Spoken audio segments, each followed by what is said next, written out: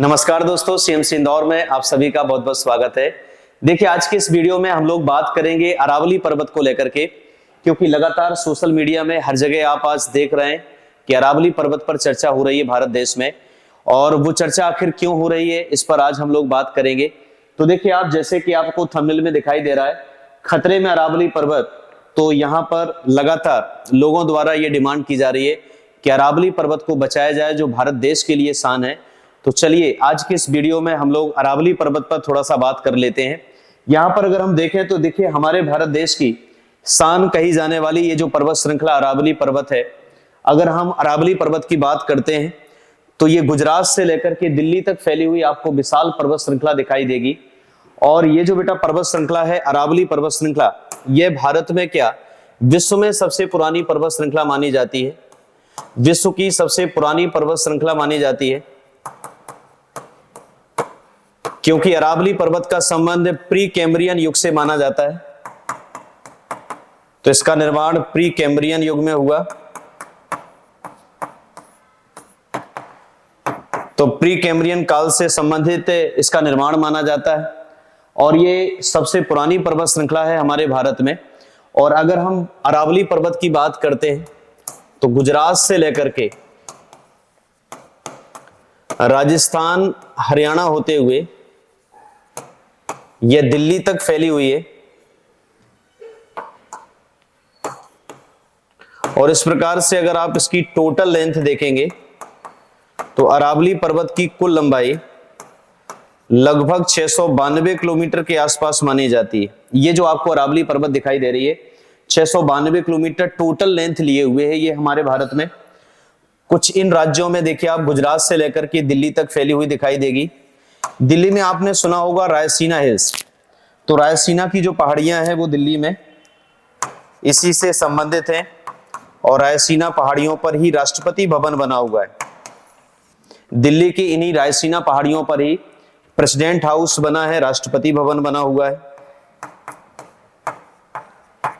भारत देश में यह जो अरावली पर्वत है, यह सबसे पुरानी तो है ही सही, लेकिन इसके साथ साथ अगर हम देखते हैं तो अरावली पर्वत हमारे भारत में सबसे महत्वपूर्ण पर्वत श्रृंखला है। और महत्वपूर्ण होने की बात यह है कि हमारे भारत में ये जो पर्वत श्रृंखला है, ये विभिन्न प्रकार से मिनरल्स के दृष्टिकोण से, खनिज संसाधन के दृष्टिकोण से अगर हम देखें तो बहुत इंपॉर्टेंट मानी जाती है ये पर्वत श्रृंखला। अरावली पर्वत की अगर हम बात करते हैं तो एक तो सबसे पुरानी है और सबसे पुरानी होने के कारण लगातार इसमें अपर्दन की प्रक्रिया हुई है। लगातार ये अपर्दित होती चली जा रही है और लगातार एरोजन की प्रक्रिया होने के कारण ये अत्यधिक कटछट गई है और आज वर्तमान में इसमें ज्यादा ऊंचाई दिखाई नहीं देती। अगर हम अरावली पर्वत को देखें तो जैसे कि मैंने बताया कि गुजरात से लेकर के दिल्ली तक फैली है, लेकिन इसका सबसे ज्यादा विस्तार आपको राजस्थान में दिखाई देगा। हमारे भारत में अगर हम देखते हैं तो अरावली पर्वत का विस्तार वैसे तो गुजरात से लेकर के दिल्ली तक है और टोटल अगर हम देखते हैं तो 692 किलोमीटर, 692 किलोमीटर में फैली हुई है ये। लेकिन इसका सबसे ज्यादा जो विस्तार आपको दिखाई देगा वो सबसे ज्यादा विस्तार राजस्थान में बेटा। राजस्थान में अगर हम बात करते हैं तो लगभग 550 किलोमीटर से भी ज्यादा इसका विस्तार आपको दिखाई देगा। तो यहां पर अगर हम देखते हैं तो अभी ये चर्चा में क्यों है, अरावली पर्वत आखिर क्यों चर्चा में है, इस मुद्दे को थोड़ा सा अपन समझ लेते हैं। क्योंकि अभी क्या हुआ है कि अगर हम इससे संबंधित चर्चा पर आखिर क्यों है, ये क्यों लगातार ये ट्रेंडिंग विषय बना हुआ है अरावली पर्वत को लेकर के, तो ध्यान ये देना है कि अभी नवंबर 2025 में एक रिपोर्ट प्रस्तुत की है पर्यावरण मंत्रालय द्वारा। पर्यावरण मंत्रालय द्वारा सुप्रीम कोर्ट के समक्ष एक रिपोर्ट पेश की गई और वो जो रिपोर्ट पेश की गई उसको सुप्रीम कोर्ट द्वारा स्वीकार किया गया है।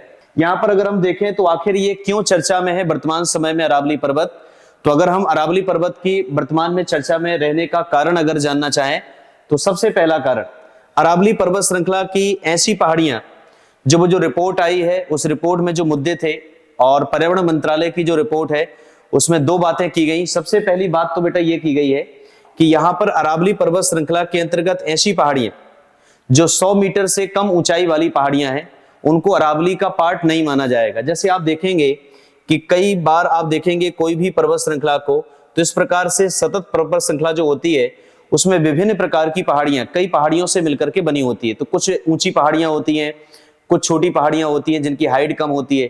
तो अगर किसी पहाड़ी की हाइट 100 मीटर से कम है, तो 100 मीटर से कम अगर उसकी हाइट है तो उनको अरावली का पार्ट नहीं माना जाएगा। पहला तो इस रिपोर्ट में ये लिखा हुआ है। दूसरा, जो पर्यावरण मंत्रालय की रिपोर्ट है वो चर्चा में इसलिए है क्योंकि दूसरा पार्ट उसका ये है जिसमें कहा गया है कि अरावली पर्वत श्रृंखला के अंतर्गत अगर कोई दो पहाड़ियों के बीच में अगर 500 मीटर से ज्यादा का गैप है तो फिर उन पहाड़ियों को अरावली का हिस्सा नहीं माना जाएगा। तो इस प्रकार से अगर 500 मीटर से ज्यादा गैप रहेगा तो भी अरावली का पार्ट नहीं माना जाएगा। और अगर कुछ इस प्रकार से इस रिपोर्ट के अकॉर्डिंग अगर हम देखें तो ऐसे में तो अरावली का अधिकांश हिस्सा आ जाएगा, क्योंकि अरावली पर्वत वर्तमान में एक अवशिष्ट पर्वत श्रृंखला है।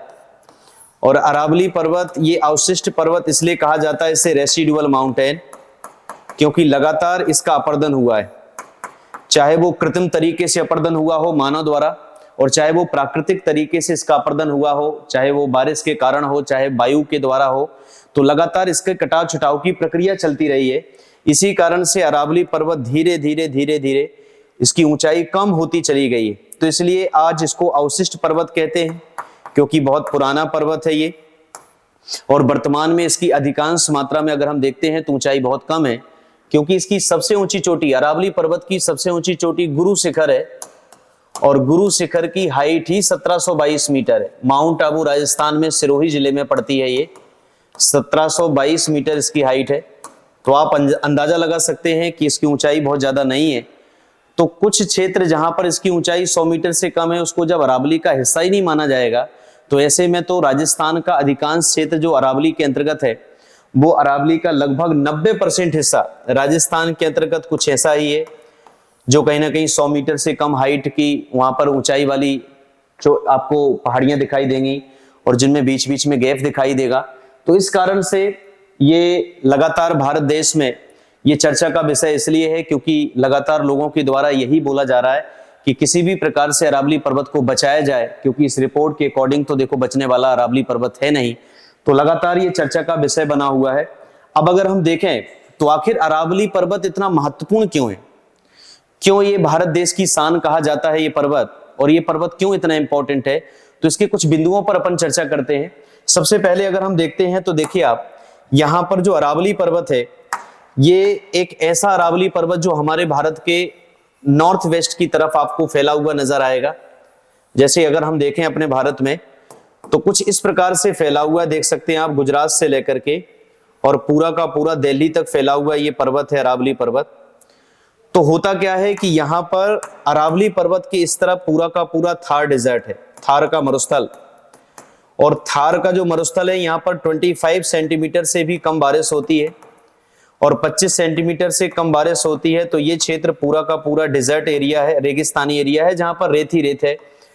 और इस रेत को यहाँ इस तरफ पूर्वी राजस्थान की तरफ, ईस्टर्न की तरफ आने से रोकता है ये अरावली पर्वत। अगर अरावली पर्वत ना हो तो फिर मरुस्थलीकरण की प्रक्रिया आगे बढ़ेगी और धीरे धीरे ये रेत जो है वो धीरे धीरे पूर्व की तरफ शिफ्ट होती चली जाएगी, तो मरुस्थलीकरण बढ़ता चला जाएगा। तो पहला कारण तो ये है, इसलिए अरावली पर्वत बहुत इंपॉर्टेंट है। जलवायु विभाजन का काम करता है। अरावली पर्वत के वेस्टर्न पार्ट में जहां पर शुष्क जलवायु है, शुष्क जलवायु का मतलब यहाँ पर ड्राई एरिया है और यहाँ पर वर्षा बहुत कम होती है, 25 सेंटीमीटर से कम रेनफॉल होती है। वहीं ईस्टर्न जो राजस्थान वाला क्षेत्र है वहां पर ठीक ठाक मानसून आता है और ठीक ठाक वर्षा हो जाती है। तो इस प्रकार से जलवायु का विभाजन का काम भी करता है ये। इसलिए वेस्टर्न क्षेत्र में आप देखेंगे तो झाड़ीदार वन पाए जाते हैं, कटीले वन पाए जाते हैं। वहीं खनिज संसाधन के दृष्टिकोण से इंपॉर्टेंट है, तो खनिज में जैसे मान लीजिए तांबा देख लीजिए, तांबा के लिए भारत की सबसे बड़ी खदान खेतड़ी खदान यहीं पर है। इसके अलावा अगर हम देखते हैं तो ये चांदी के लिए भी इंपॉर्टेंट है, जवार माइंस आप देखते हैं राजस्थान में। तो तांबा चांदी बस नहीं, विभिन्न प्रकार के जो मिनरल्स हैं उनके लिए इंपॉर्टेंट मानी जाती है ये। वहीं नदियों का स्रोत है, देखिए यहीं से लूनी नदी निकलती है, यहीं से साबरमती नदी का ओरिजिन होता है। चंबल की एक सहायक नदी बनास नदी भी यहीं से निकलती है। तो अगर हम देखते हैं तो नदियों का सोर्स भी अरावली पर्वत है, और अगर अरावली ही नष्ट हो जाएगा तो नदियों को पानी कहां से मिलेगा। तो इस प्रकार से ये अरावली पर्वत भारत के लिए बड़ी महत्वपूर्ण पर्वत श्रृंखला है, जिसको लगातार काट छाट करके लगातार अपरदित किया जाता रहा है, आज से नहीं बहुत समय पहले से।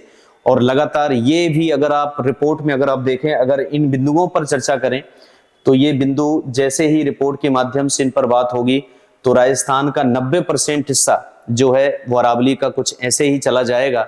तो इस प्रकार से लगातार लोग अभियान चला रहे हैं कि किसी भी प्रकार से जो भारत देश की आन बान शान है और जो हमारे भारत देश की धरोहर है और बहुत प्राचीन ये पर्वत श्रृंखला है उसको बचाया जाए। तो इस प्रकार से ये मुद्दा लगातार चल रहा है जिस पर हमने आज के इस वीडियो में बात की। बहुत बहुत धन्यवाद आप सब बच्चों का सुनने के लिए।